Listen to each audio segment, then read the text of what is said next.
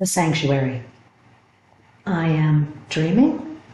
We were once again in the white room, she who knows and me. Your body is in pain, I heard her say to me. Yes, I thought silently, being aware of yet another migraine as a separate thing in the dream.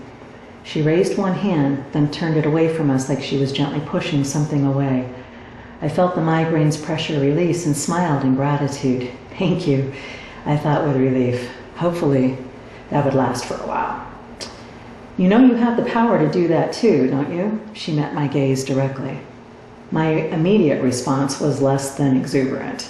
Well, I guess, I managed to mutter, dropping my head. You do, truly, was her reply. Do you like this place? The abrupt change in direction caught me by surprise. No, not really, was my quick reply. Then change it, was her equally quick response. Change it, right. I looked at her, my confusion clear on my face. Well, let's see. What would make you like it better? Well, let's see. It would be nice if there was a floor I could see as well as feel. What kind of a floor? Oh boy. Parquet? Tile? A big, luxurious Persian rug? As soon as my brain thought of the last, I was instantly standing on this gorgeous, thick pile rug in greens and blues and golds, all small designs inside larger geometric figures, the fringe just short of walls. There were walls. Walls of purest white that stretched up into infinity. I immediately imagined a golden tiled ceiling above me with a skylight in the center, the room coalescing into an octagon around us. Windows appeared in each wall, extending from floor to ceiling. A wooden double door with brass hinges and knobs appeared in the wall opposite where I was standing.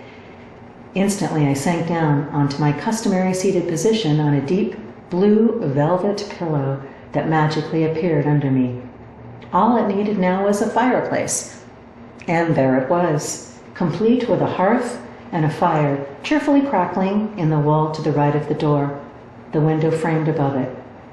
Wow, was all I could think of to say. She laughed, seating herself to my left side, saying, I don't want to block your view of that gorgeous fireplace. Nice touch. I couldn't help it. I laughed too and then stopped myself instantly, afraid I was going to wake myself up. Don't worry about waking before you want to. That, too, is under your control. Oh, good to know, I said, feeling a bit nonplussed. Should I have known that before? She chuckled. No, you're not omniscient. Yet. I rolled my eyes. Who wants that? I replied with my own chuckle. Will I have to go through that every time I dream here now? I asked, wanting to be as prepared as possible. I didn't want to lose this now that I had it. Oh no, she exclaimed. This is your space. It is your dream. Just as you remember the rest of your dreams of your visits and what you learn here, you will remember this room and, more importantly, how you felt in this room. The next time you dream yourself here, this space will appear as you last remember it. This is your sanctuary. This is your safe place. It is where you are free to come and go, to heal and repair, when your work in the waking reality causes you pain and anxiety. She looked at me with such love in her eyes that I had to look down. To move past that bit of awkwardness, I said, does that mean I won't wake up with a migraine after I dream myself here? She tilted her head in that infuriating way she had and asked, do you have a migraine now? No, I replied, you did that thing with your hand and it went away. She laughed again. You can do that too. You can do anything I do, really. Was all I could think of to say to that. You can also remember this place when you are awake, she added.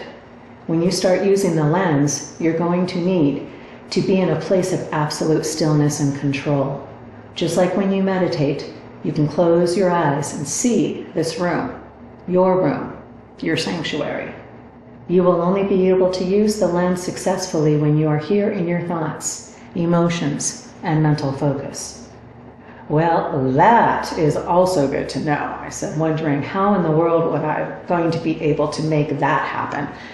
My meditation practice was, well, usually more practice than actual meditation. Don't worry about it. That is only going to make it more difficult for you. she said gently. Close your eyes now. I did so obediently. Can you still see the fireplace, she asked. Yes, I replied, nodding my head. I see the door, 2 wooden doors, the rug under me, the windows. I can see it now in my head. Good, she replied. There you go. No more worries. If only everything else was as simple. A rude awakening. I awoke with a start, sitting bolt upright in bed. Ow! I might not have a migraine anymore, but I felt like someone had struck an ice pick into the back of my neck. I took a careful breath and, squinting at the alarm clock going off next to me, gently pushed the sleep button to shut off the strident buzzing. I had learned long ago that throwing it didn't work. You just have to get up to turn it off. Another breath, and I heaved the blankets off of me. It was time to get ready for work. I remembered to actually turn off the alarm so it didn't go off again in 4 minutes. Coffee, Motrin. I could do this. Making the drive into work, I tried not to be frustrated with the traffic on the freeway. For a Friday morning, everyone seemed to be content to cruise along at 10 miles below the speed limit, in the fast lane. I turned on the radio and resigned myself to being late for work. I opened the office door and saw Tony look up from his computer, his expression unreadable. I raised my hand in an "I'm here" gesture and scooted to my desk, moving out of his line of sight to pull out my chair. I'd just gotten the computer turned on and my purse tucked away when I heard him clear his throat behind me. I'm going to have to put a mirror on my wall so I can see when people are coming up behind me, I muttered, turning my chair around to face him. You still look like shit, he said casually, his arms crossed over his chest. Thanks, I appreciate that, I said, scowling. Super helpful, just what everyone wants to hear on a Friday morning. Are you doing anything fun this weekend? No, I am going to sleep and nothing else. Good, was his laconic reply as he turned away to head back to his office. I shook my head at his retreating back. What the heck was that all about? I opened Outlook and saw I had 35 new emails in my inbox. I sighed, feeling my stomach turn over. Better get to it, I thought to myself, determined to plow through this day as fast as possible.